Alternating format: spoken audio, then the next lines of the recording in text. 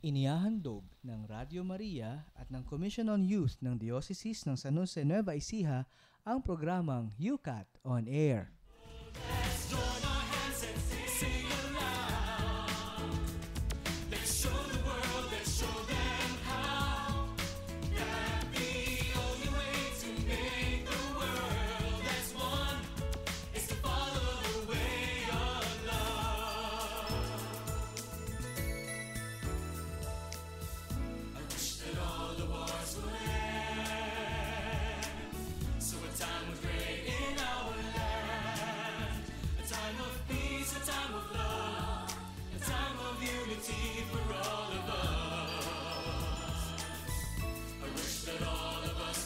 Maligayang pakikinig po sa inyong lahat. Ito po ang programang UCAT on Air na sumasahing papawid mula dito sa Commission on Social Communications ng Diocese ng San Jose Nueva Ecija at inyo pong napakikinggan live sa 99.7 FM Tarlac, 101.5 FM Cagayan at 102.1 FM Isabela. Tayo rin po ay napapanood via live streaming sa www.dioceseofsanjose.org at sa Facebook account ng ating programa, UCAT Study Group at facebook.com. Ito po si Kuya Jomar Luciano, ang inyong kayukat sa oras na ito. At meron po tayong mga special guests, mga regular guests po natin sa programang ito. Pero bago po yun, nais nating batiin si Father Richard. Wala po siya ngayon kasi... Happy birthday? Hindi. Gigreet lang natin ng isang magandang araw si Father Richard. Kasi di rin siya kapiling ngayon dahil siya ay nasa... Saan ka man naroroon, Father? Hindi po. Meron po siyang mahalagang pinuntahan. Kaya, pero kapiling natin siya in spirit. Sige po. Bago po tayo magpatuloy ay magkapakilala muna ang ating napaka-espesyal na mga panauhin. Sige po. Kuya Manny po from Cathedral. At si Ate Jo po. Okay, no, thank you. Welcome po. Napakaganda na magpapakilala ng... Hindi kasi masyado nang sanay ang mga tagapakinig natin ngayon sa ating mga guests, no, almost every week, no, sila ng guests natin. Pero maganda 'yun kasi patuloy yung ating pagpapalalim sa ating talakayan at nasusubaybayan po ng ating mga guests ang progress ng ating mga binabasa na mga katanungan at sinasagot din ng mga katanungan. Okay, so bago po tayo tuluyang magpatuloy sa ating programa, tayo po ay mananalangin muna at pangungunahan po tayo ni Kuya Manny. Ang ating pong panalangin ay mula sa UCAT Youth Prayer Book. In the name of the Father, the Son, and the Holy Spirit. Amen. God, you walk the ways of men. Merciful God and Father, Creator of heaven and earth, you have created man and woman in your own image. You are close to the people of every nation and of every age. We praise you. You have chosen Israel as your people and made an enduring covenant with them. In the fullness of time, you sent Jesus your Son, and in him walk the ways of men. We thank you in the power of the Spirit. You accompany your church. You bestow on her the abundance of his gifts. She is a church of saints, of sinners, but you remain true to her on the way into the third millennium. We trust in you. Let your kingdom become tangible even in our time, through truth and love among men, through justice and peace between nations. We ask you this through Christ, Jesus Christ, our brother and Lord. Amen. Amen. A prayer from Saint John Paul II. In the name of the Father, Son, and the Holy Spirit. Amen.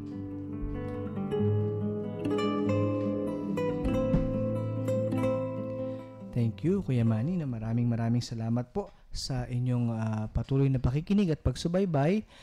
Muli po, ito po ang UCAT on Air. At sana po sa atin pong pagkasahing papawid ngayong oras na ito ay makasama po namin kayo. At sigurado po na napaka ganda na naman ang ating pag-uusapang topic. Po. Pero bago po yun, maganda po siguro na magbalik tanaw po muna tayo doon po sa question na sinagot natin noong nakaraang Biyernes, no? Ang question number 59 mula sa UCAT o Youth Catechism. Why did God make man? So, yun po yung ating katanungan. At ito po ay pagkapatuloy pa rin ng ating topic sa man, the creature. No? Ang tao bilang isang nilikha. At sinagot natin last week yung katanungan na why did God make man? No? Sinabi dito sa ating katisismo na God made everything for man.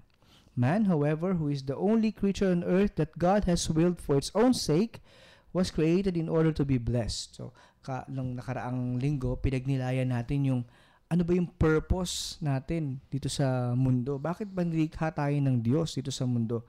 At napakaganda nung sinabi ng Yucat. Sinabi, nilikha daw tayo upang pagpalain. Diba? We were created in order to be blessed.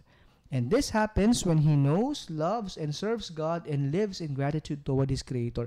So, nung nakaraang linggo rin, pinagninaya natin yung pagiging mapagpasalamat ng tao, no?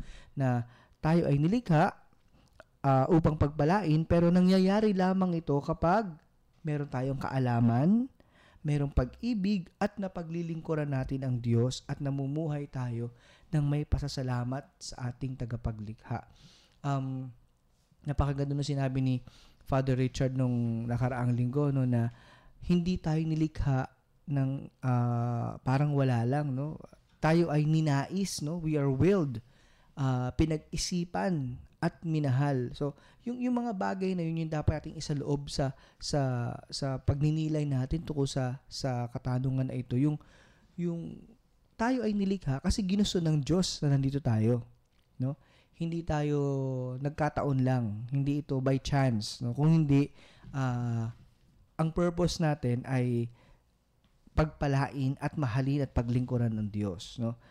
At sabi nga dito, gratitude is love that has been acknowledged. No? So yung pagkapasalamat ay isang uri din ng pag-ibig. No? At ito yung pag-ibig na kinilala. So kapag mahal mo isang tao at kinikilala mo na mahal mo siya, nagpapasalamat ka sa kanya. Yung pagkapakita mo ng pagmamahal is in the form of gratitude, no? At yun nga, yun yung question number 59. At ngayon, pagpapatuloy natin itong katanungan ito. I mean, meron tayong bagong katanungan na mas napakaganda ng ating pagninilayan sa oras na ito. Pero bago ko po ibigay sa inyo ang UCAT question number 60, no? Number 60 na po tayo. Nais ko pong ipaalam na tayo po ay mayroong bagong cellphone number, no po. Kaya kung nais po ninyo na makibahagi sa pag-aaral at sa talakayan sa oras na ito, pwede po kayo magpadala ng inyong mga katanungan o maging ng inyong mga kasagutan do sa mamaya i-broadcast natin na tanong, no? At mga opinion pa tungkol sa talakayan natin sa oras na ito. Mag-text lamang po. Meron po tayong bagong number, kaya pakikuha na po ang inyong mga cellphones at isave po itong bagong number na ito ng UCAT on air. So ito na po siya, 0921-760-0031. Ulitin ko po yun, 0921-760-0031. Okay, sana po ay nakuha po ninyo ang ating bagong cellphone number. Kaya doon po sa ating mga regular texters at regular na nakikisali po sa atin sa talakayan ay meron po tayong bagong cellphone number. Kaya sana po ay isave ninyo yan. At mamaya po sa ikalawang bahagi ng ating programa ay babasahin po natin ang inyong mga texts. No? Kaya ngayon po, at by the way, no, sabi ng ating technician na yung ating bagong number ay galing sa PayPal Visit, ito yung PayPal Visit prepaid SIM, no? Kaya doon sa mga gusto mag-avail nga pa nito, no, ng PayPal Visit prepaid SIM, napakaganda po nitong mga features nitong SIM card na ito. Sa pamamagitan ito magiging up-to-date tayo sa mga activities pagdating ng Santo Papa, no? So, before, actually, ngayong December 8 yata nag-start, no? Nung December 8 nag-start yung regular updates tungkol sa papal visit na mangyayari po sa isang buwan, no? Next month na pala ito, yung pagdating po ni Santo Papa Francisco. Kaya, doon po sa mga nais na mag-avail to. Kuya Frankie, saan tayo pwedeng kumuha nito? Sa mga parokya po meron sa opisina ng mga Yes, opo. mga youth ng Ayun, thank you Kuya Manny. Sa lahat po ng mga parish youth offices, no, meron po tayong tinitinda sa diocese po ng San Jose, sa diocese ng San Jose. At murang-mura lang yan, Kuya Joms. Oo nga, it's only 60 pesos. O, di ba? Pinromote Tapos, bigla.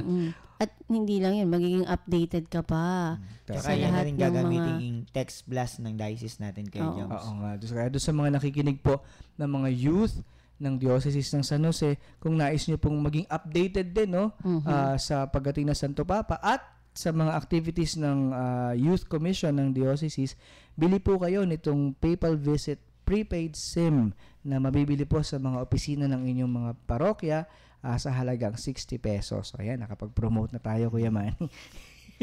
Target natin 10,000 Kuya Joms. Ay, grabe naman. O sige, naku, salamat. Sana po ma-avail natin yung 10,000 prepaid SIM.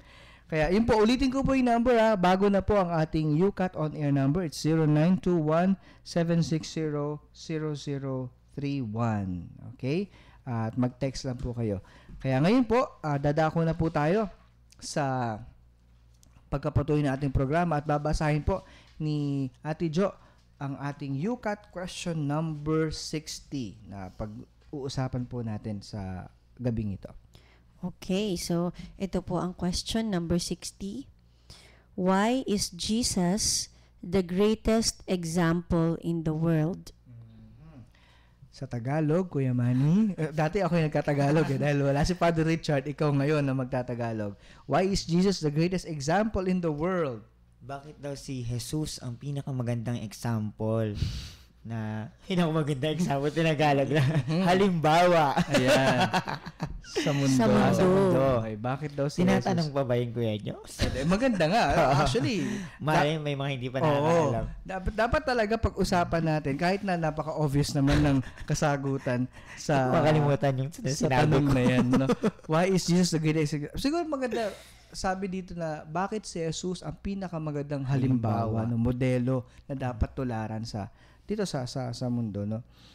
Pero bago natin sagutin to, no, gusto ko lang batiin ang lahat ng happy feast day ng Our Lady of Guadalupe. And happy happy anniversary Ay, sa akin, sa iyong oo. pagiging isang acolyte. Acolyte. First year ko po ng institution to the acolyte, no. Kaya ngayong araw na to, Our Lady of Guadalupe, kaya salamat po. Kayo na nagsimba ako, syempre. At ngayon po, sagutin natin. Ano ba sabi ng UCAT, Kuya Manny, doon sa katanong na ito? Why is Jesus the greatest example in the world? Ito po yung sagot. Sabi, Jesus Christ is unique because He shows us not only God's true nature, but also the true ideal of man. Ako, sabi dito, si Jesus daw ay kakaiba, no? Kakaiba siya because He shows us not only God's true nature, yung katauhan, yung ng Diyos, kung hindi ganun din, ano ba ang isang ideal na tao? Yung ano ba Tagalog ideal? Ano ba dapat ang He standard? is more than more than Oo. ideal pa nga. Sabi yata dito, eh. but also the true ideal of man. He shows us not only God's true nature, but also the true ideal of man. Hindi lang niya pinapakita yung totoong pagka-Diyos, kung hindi, kung ano yung dapat bilang isang tao. Diba? So, medyo mabigat yun, ano? Tapos, sabi pa dito, sige, pagpatuloy ni Ate Jo yung explanation ng UCAT bago natin palalimin pa siya. Sabi po dito, Jesus was more than an ideal man. Even seemingly ideal men are sinners. That is why no man can be the measure of humanity. Okay, siguro hanggang dun muna tayo. Sabi, Jesus was more than an ideal man. Higit pa daw siya sa isang ideal na tao. Yung parang, di ba, kapag meron tayong mga ina-idolize na mga tao na parang, ito, ideal person to. Ibig Lalo sabihin, na yung mga babae, Kuya Joms, mahilig sa ganyan. oo nga, totoo yun. Wow, salamat. Talagang babae Merong ano dito discrimination ba dito? Oh, hindi naman discriminatory yun. Hindi naman siya discriminatory. Totoo naman yun. Babae lang agad talaga. Tayong lahat kasi, we tend to look at persons at tinitingnan natin na ito yung ideal, tapos tutularan natin, no? Parang ina-idolize mo siya. Pero sabi dito, Jesus was more than an ideal man. Bakit? Kasi even yung mga ideal men and women, for that matter, are also sinners, no?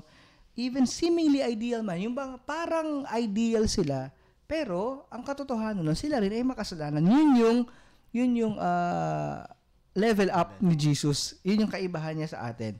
That is why no man can be the measure of humanity. Hindi daw pwedeng gamitin ang isang tao para i-generalize yung humanity, no? Pero sabi dito, Jesus, however, was without sin. So ibig sabihin, hindi natin pwedeng gawing ideal ang isang tao kasi makasalanan siya eh. Meron din siyang kahinaan, meron din siyang hindi maganda sa pagkatao niya dahil nga yung pinapapangit tayo ng kasalanan.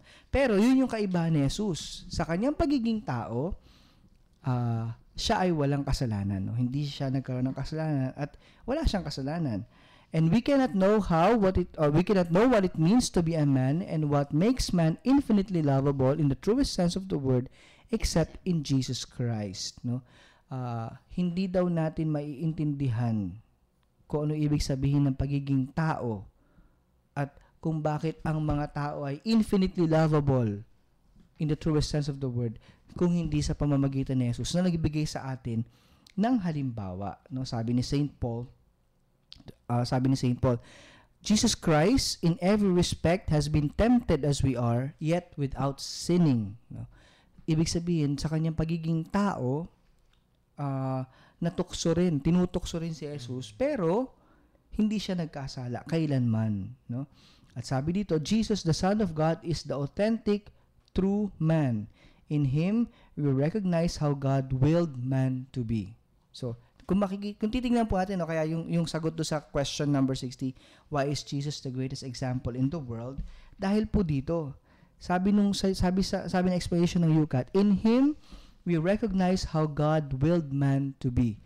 Sa pamamagitan ni Jesus, yung kanyang kumpletong pagkatao, ito yung ideal ng Diyos para sa atin. Siya yung dapat nating tularan. No? Natatandaan ko kapag I remember yung mga recollection natin nung first year, no? Isa sa mga modules na ginamit natin is yung idolizing people, no? Mm-hmm. Paano ba humanap ng isang ganap na idol? Kasi wala naman talagang perfect idol. Kasi nga sabi dito, because we are sinners, yun yung nakakabalakid sa atin sa pagiging perfect. Because we are sinners. Yun yung kaibahan ni Jesus because He is perfect. No? Pero we strive, no? We strive na maging mabubuting halimbawa tulad ng pagtulad natin kay Jesus. Kasi nga siya yung greatest example in the world. Siya yung pinaka sa mga modelo na dapat nating tularan. No? Napakaganda po ng sinabi ng UCAT dito that in Him, we recognize how God willed man to be.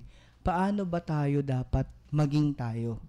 Ito ay sa pamamagitan ng pagtingin natin kay Jesus. No? So, kaya mamaya po siguro sa ikalawang bahagi ng ating programa ay yung mga personal naman nating pagkilala kay Jesus. Paano ba natin siya nako-consider na modelo natin? Sa anong aspeto natin na itutulad o na i-configure ang ating sarili kay Jesus bilang isang ganap na modelo? How do we follow Him? Sa paanong paraan natin na i-configure yung ating sarili sa Kanya. Kasi yun yung ideal, di ba? If you have an ideal person, an ideal man in front of you, and you want to become like this man, you will configure yourself into that person. Hindi at subconsciously, no, nakikita natin na kapag ina-idolize natin yung isang tao, we become somehow like him or her. Sa pananamit, sa pananalita, sa pagkilos. And now, the Catechism presents us with the perfect model. Now, ito yung challenge sa atin ngayon. Sa ating buhay bilang Kristiyano, sa paanong paraan natin na i-configure ang ating sarili into the image of Christ. So, sa pagbabalik po natin, ayan yung ating pagninilayan at pagbabahaginan. Kaya, doon po sa mga nais po makibahagi sa ating talakayan ay mag-text lamang po. Ito po ulit ang ating number, 0921-760-0031. Ulitin ko po, 0921-760-0031. 0917-939-3231. So, huwag po kayong aalis at magbabalik po kaagad ang ating programang UCAT on Air.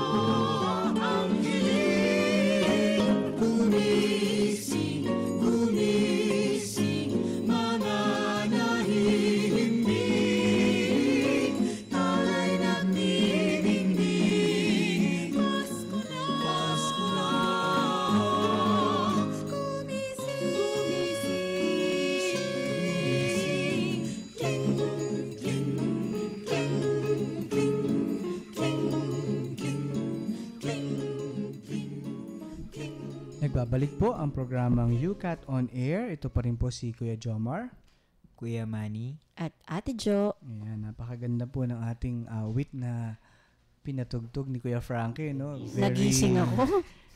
Very Christmas. So, Merry Christmas. Tayo po ay nasa ikalawang linggo ng Adviento at sa Sunday, no, this coming Sunday, we will celebrate Gaudete Sunday, no, the third Sunday of Advent kung saan sisindihan na ang kulay rosas na kandila. So, yun po. Pagkapatuloy pa rin po ang ating topic na ang ating question, ang kasagutan sa ating tanong na why is Jesus the greatest example in the world? Bakit daw po si Jesus ang pinakadakilang halimbawa o modelo na dapat nating tularan dito sa mundo, no? Bago po yung ating pagbabahagi na, no, siguro magandang balikan natin do sa mga nauna nating questions. So, kasi ito po ay mga magkakadugtong na mga tanong, no? Last week, bakit nilikha ng Diyos ang tao? And then suddenly, ito na, incarnation. Bumaba ang Diyos mula sa kanyang pagka-Diyos ay naging tao. Katulad natin, natatandaan ko, senior ko kay Father Richard ito last week, no, na nakita ko sa isang poster, sa isang simbahan, yung image ng Holy Family, na actually, it's a nativity scene. Tapos nakita si Jesus doon nasa crib. Tapos nakalagay doon na words ay He became human, no? God became man. God became man, tapos meron tagline, what an honor for us.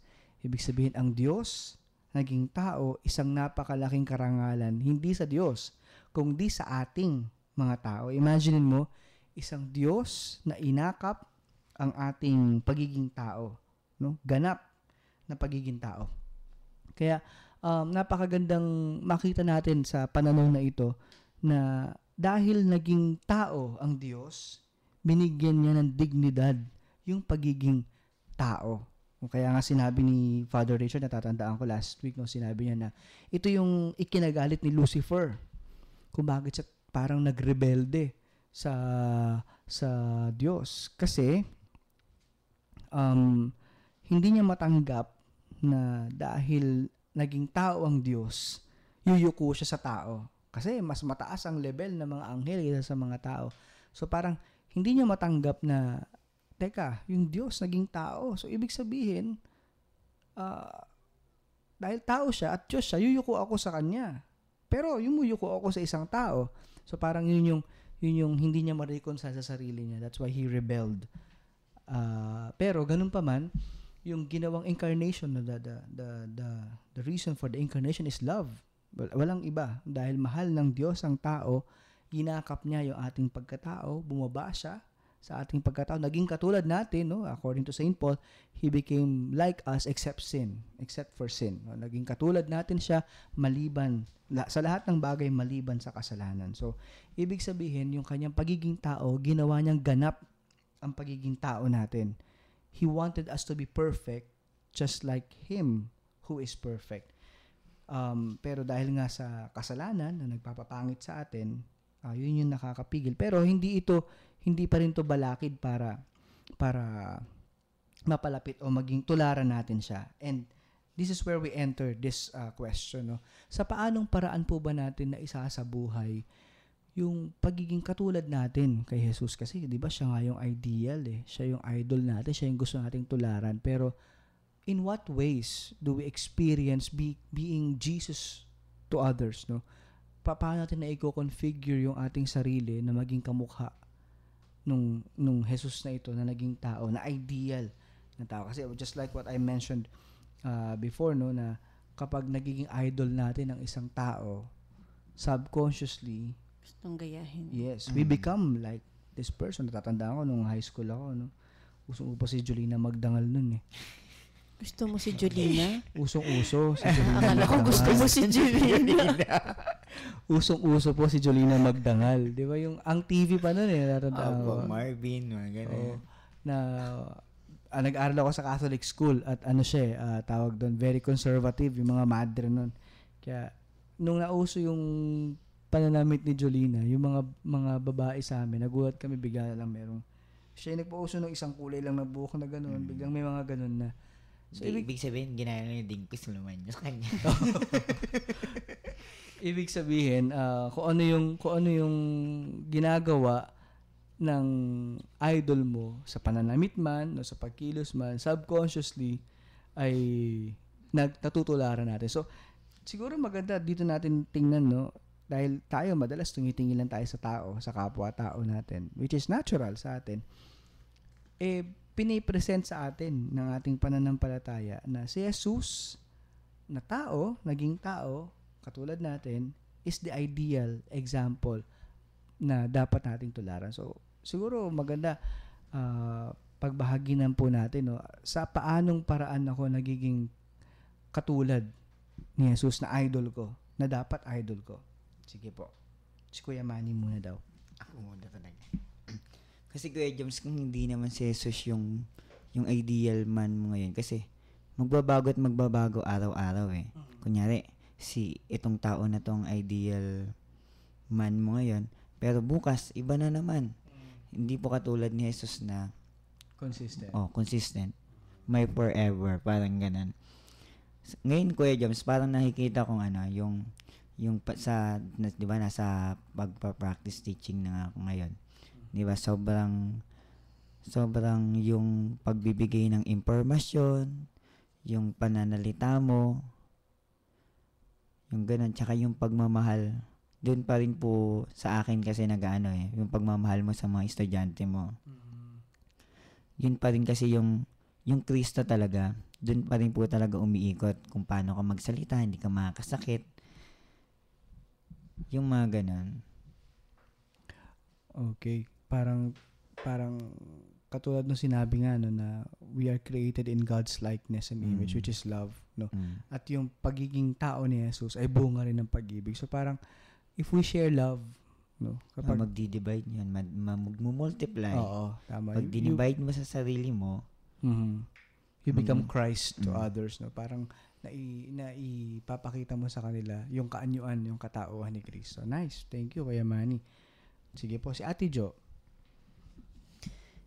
Ako yung lagi ko kasing sinasabi pag tinatanong ako ni Father Richard kung ano daw ba si Christ para sa akin. Ang lagi kong, or si Lord para sa akin, ang lagi kong sinasagot sa kanya, God is love. Yun doon talaga Parang ako siguro yung kung tatanungin ako ng parang literal na kung ano yung bakit ko idol si Jesus, siguro yung sa akin yung sakripisyo at pagiging niya, parang matiisin siguro. Kasi parang dahil nga sa sobrang pagmamahal niya sa atin, parang tiniis niya lahat ng paghihirap, tiniis niya lahat ng paratang sa kanya, parang ganun. Dahil ganun niya tayo kamahal. Laging dun pa rin talaga siya, laging dun pa rin talaga siya babagsak na kung mahal mo talaga yung isang tao, kung mahal mo yung tao na to, kahit anong sakit ang maranasan mo, kahit anong, totoo, kahit anong parang maramdaman mo na parang sacrifice, parang ganun.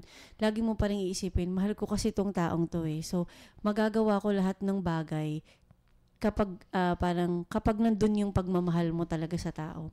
Siguro yun yung talagang lagi kong itinatanim sa isip ko na kahit ano pa man yun, kung mahalin mo yung tao sa paligid mo, siguro talagang sabi mo nga kanina, Kuya Joms, di ba, wala namang taong walang kasalanan. May nagagawa kang kasalanan, nagagawan mo ng masakit minsan yung mga tao sa paligid mo.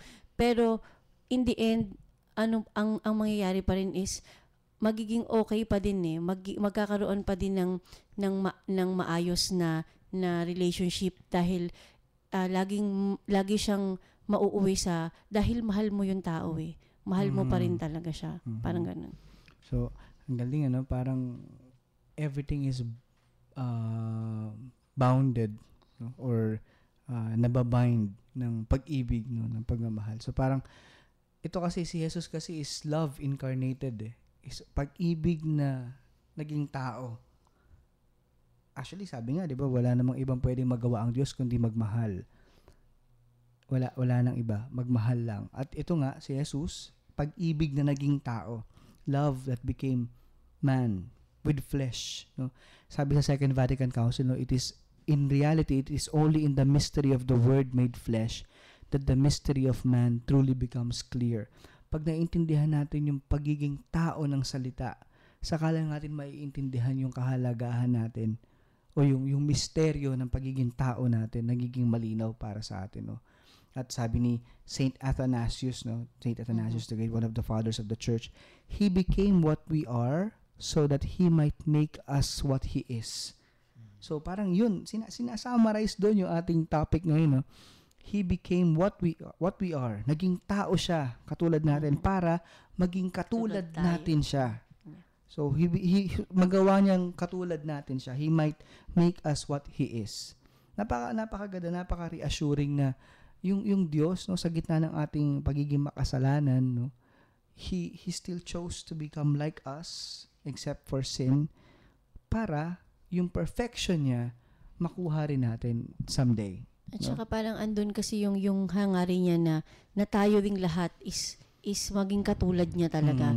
Yung madala niya tayo dun sa gusto niya na kung ano tayo. Parang yun na parang gusto niya tayong hilahin na dito kayo. Parang ito yung gusto kong maging kayo. Parang ganun. So parang binigyan niya talaga ng dignity yung pagiging tao. No?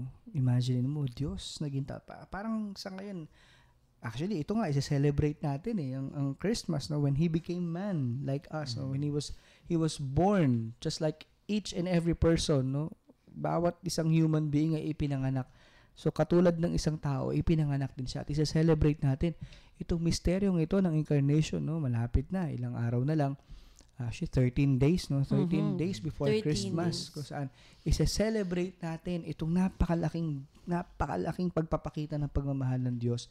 Siya, Diyos na naging taong katulad natin. So, sana sa pamamagitan ito pagbabahagi na natin, maihanda rin natin yung ating mga tagapakinig sa totoong meaning ng Christmas, no? Kasi nga, 'di ba, sa Pasko, ang isine-celebrate natin diyan ay yung pagiging tao ng Diyos. Ipinanganak siyang katulad natin. No? Sometimes we become so preoccupied with petty things, no? Not so important things. Pero nakakalimutan natin na ang higit na mahalaga yung paghahanda ng puso natin sa pagdating ng Diyos, no?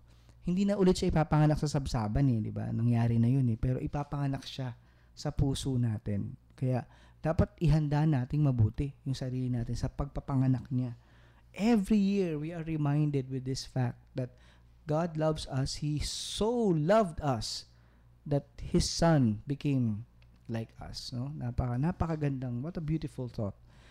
At salamat po sa mga nag-text. May mga nag-text po sa atin. Basahin ko po, no? Mula kay 5500.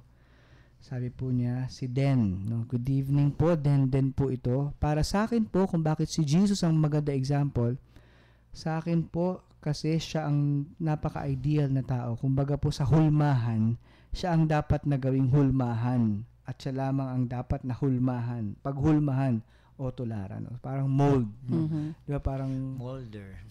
Molder ba tawag ito? Okay. Yeah, parang sa lanera. Parang sa leche flan. Ako magpapasko. Yan, Noche Buena. May leche flan.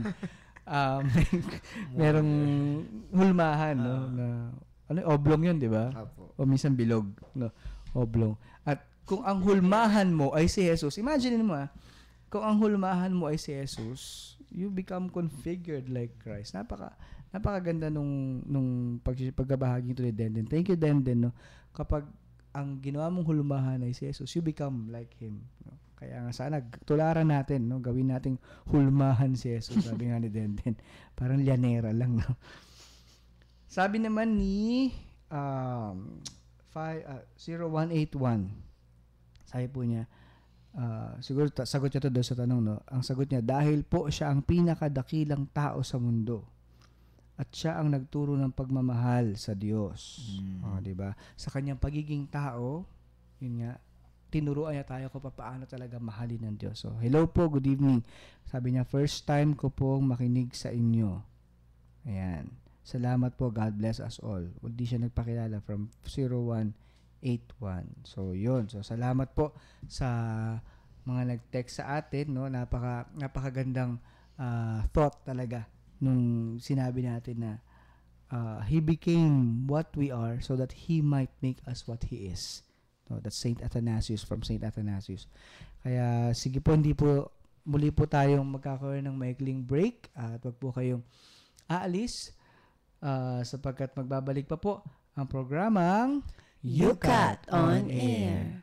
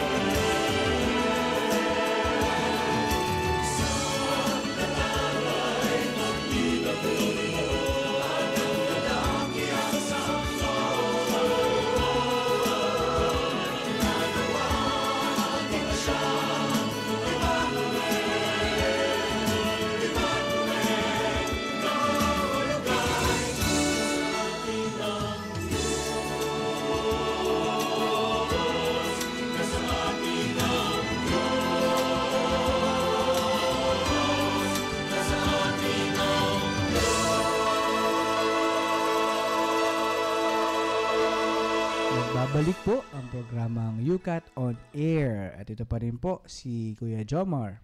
Kuya Manny. At Ate Jo. Ayan, so napakaganda na naman ng mga kanta. Salamat sa ating technician, no? Napakaganda nung kantang Emmanuel. Oh, Emmanuel, ibig sabihin nasa Sa atin atin ng ng Diyos, no?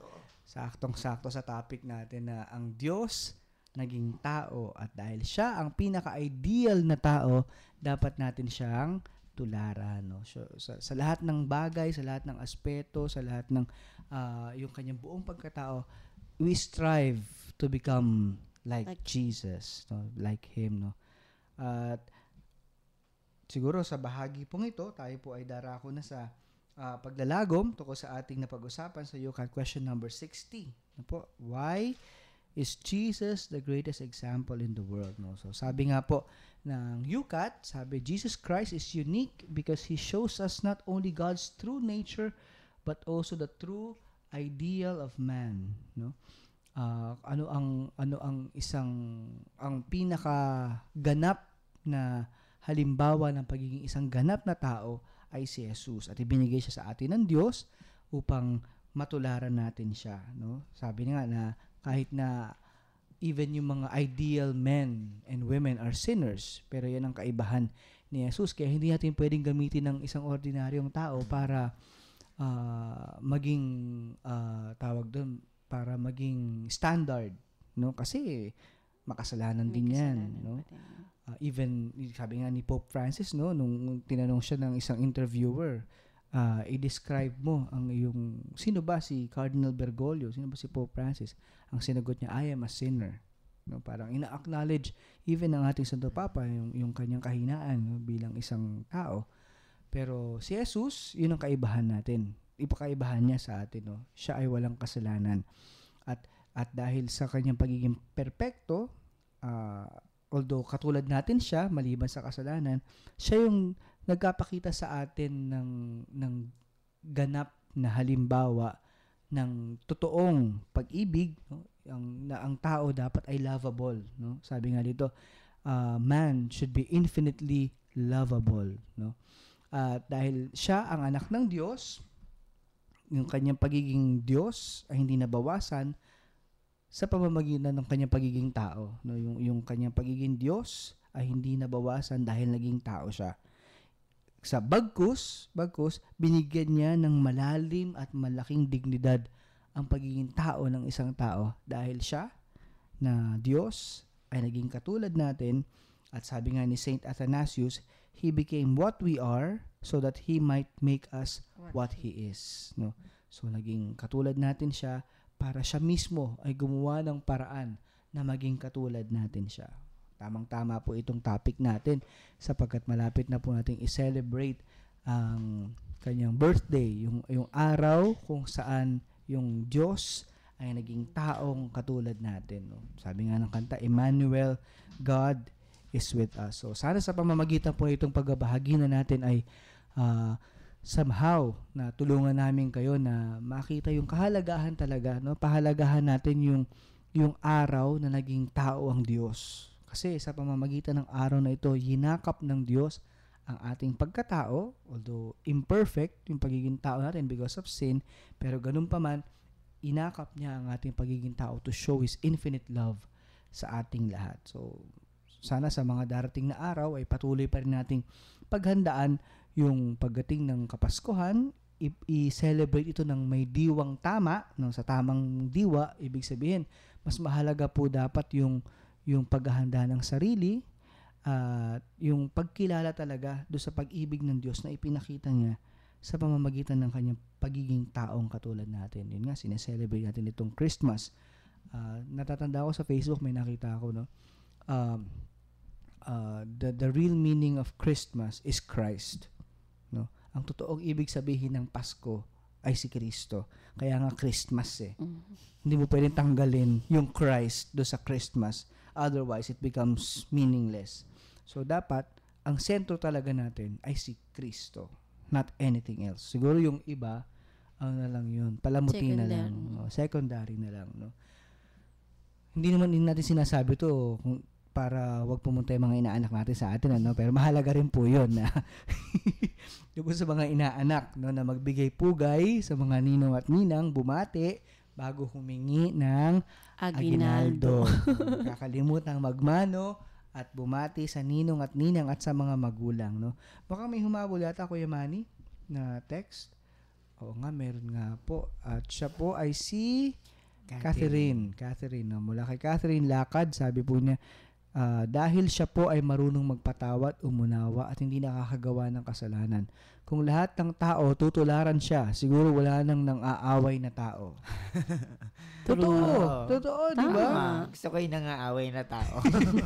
Talagang nang-aaway yung aaway talaga. So thank you, Catherine. Napakaganda ng sinabi mo na kung totoo nga, no? Kung tutularan lang ng lahat ng tao si Jesus, then we can have a peaceful world. Kasi nga, di ba, ang totoo namang mensahe ni Jesus ay ang mensahe ng pag-ibig, no? Kung talagang isasabuhay natin ito, ay hindi na tayo mamumroblema pa, no? Magiging napakamapayapa na ng ating paligid, no? So sana po ay maging hamon po sa atin ito, yung mga narinig po natin tungkol sa pagiging ideal ni Jesus na tao na dapat nating tularan. Sana po ay maisabuhay po natin. So, dadako na po tayo ngayon sa mga pagbati.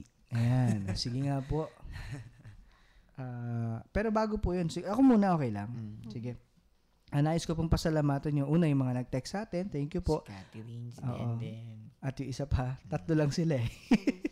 Pero syempre kasi bago yung ating number. So sana po yung nakuha po ninyo yung ating bagong number dito sa UCAT On Air, no?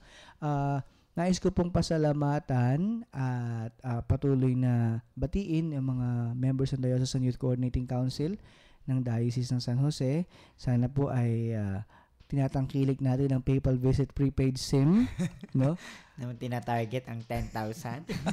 At yun po palang siguro announcement na rin to, doon po sa mga napili na sasama sa PayPal Encounter with the young people sa January 18 hanggang December 16 na lang ang inyong pagsasubmit ng personal information sheet kay Father Richard, no? Alam na po natin. Just check yung ating Facebook page, tama? Ng group. Wag po kayong mag-download sa cellphone. Talaga pong hindi talaga madadownload. Because it's a document document form. So word format. So kailangan po niyo yung desktop para i-download yun and then fill it up and then i-send po kay Father Richard sa kanyang email. So sana po ma-accomplish po natin yan before December 16. At nais ko pa rin pong batiin si Ate Mado na regular po nating tagapakinig. Hi Ate Mado. Hi Ate Mado. We miss you. So sana po Ate Mado ay patuloy pa po kayong makinig. At syempre i-promote din natin itong UCAT. At higit po sa lahat, nais ko pong hingin ang panalangin ninyo para po sa tagumpay ng pagpapublish po ng UCAT Filipino, no? Malapit na pong may translation na. Natapos na po yung translation at ilang bahagi na lang ng UCAT ang sinasaayos ngayon. Sana po ay maihabol po ito para sa pagdating ng Santo Papa sa January ay mai-release na po sa Philippine Conference on New Evangelization sa January 15. So doon po sa mga nais pang sumali sa PCNE, naku, kanina yata ay nagsara na ng registration ang PCNE, no? So sad. Pero sana po ay nakahabol po tayo sa registration ng Philippine Conference on New Evangelization 2. Yun po. So salamat po. Ayan, binabati ko po lahat ng responsibles ng bawat parokya ng Diocese ng San Jose at saka yung DYCC responsibles po. Magandang gabi. Ako naman, gusto kong batiin ng maligayang pakikinig ang ating mga kabataan dito sa parokya ni San Jose. So, lahat po ng mga youth namin na busy na ngayon sa mga manggagawa. Lahat busy na po sila ngayon sa pagpe-prepare para sa simbang gabi. At gusto ko rin pong ang ating mga nakikinig na ngayon po ay kasama pa rin tayo itong linggo na to sa Youth Awareness Week. Youth Ministry Awareness Week. Dahil ito po ay nagsisimula December 9 to 15. So, ayun po. At ako gusto ko pong i-congratulate ang isa nating kasama dito, si Kuya Manny, ang atin pong bagong Diocesan Youth Coordinator. Ayan. Hi, Kuya Hello, Kuya Manny, at congratulations. Akala mo naalala ko yun eh. Kaya, ayan. So, welcome. Yeah, pagdasal po natin si Kuya Manny, no, kasi siya po ay nahirang na Diocesan Youth Coordinator ng Diocese ng San Jose, Nueva Ecija. So patuloy po ating ipagdasal din ang ang Youth Ministry at ang UCAT Philippines, no. So binabati ko rin po ang UCAT Philippines responsibles na nakikinig po sa atin at nagpe-prepare para sa PCNE next month. So, at saka happy anniversary ulit, Kuya Joms. Yun. 1 year na po siyang acolyte. Yan, salamat po. At salamat pa rin po sa mga patuloy na sumusubaybay sa ating programa, kay Father Richard na nasa biyahe po ngayon pabalik ng Gimba. At sana po ay patuloy nyo pa rin pong subaybayan at ipanalangin ang lahat ng efforts natin para sa UCAT Philippines, no? Para sa pagkapalaganap po ng katisismo ng kabataang Katoliko. So yun po, maraming salamat po. At ngayon po ay tatapusin po natin ang ating, pero bago pala yun, sorry, I forgot to announce, no, sa atin po mga tagapakinig din sa diocese, sa mga kabataan, na ang liham po para sa December 16 National Youth Day Diocesan Celebration ay naibigay na po sa inyong mga parokya. Sana po ay makuha po ninyo ang liturhiya at ang ritual na gagawin po sa December 16 sa inyo po mga kura paroko, na isubmit na po o na ipamigay na po kanina ng ating Social Communications Commission ang mga sulat. So thank you po kay Kuya Frankie. Sipag ni Kuya Frankie. Oo nga. Hindi napapagod. Sige po, so atin po ngayong wawakasan ang ating programa sa pamamagitan po ng isang panalangin na hinango pa rin po sa UCAT Youth Prayer Book, at tayo po ay pangungunahan ni Ate Jo. Sa ngalan ng Ama, ng Anak, ng Espiritu Santo. Amen. I love you, my God, and my only wish is to love you until the last moment of my life. I love you, O my infinitely lovable God, and I would rather die in your love than live even for a single moment longer without you. I love you, Lord, and the only grace I ask of you is to be permitted to love you eternally. My God, if my lips cannot tell you every moment that I love you, then I desire that my heart may repeat it with every beat. Amen. Ito pong prayer na ito ay mula kay Saint John Marie Vianney. In the name of the Father, the Son, the Holy Spirit. Amen. Amen. So maraming salamat po, at maraming salamat po muli sa ating mga tagapakinig. Ito po muli si Kuya Jomar, ang inyong nakayukat sa oras na ito. At nakasama rin po natin si Kuya Manny at si Ate Jo. So sa susunod na Biyernes, magkayukatan po muli tayo.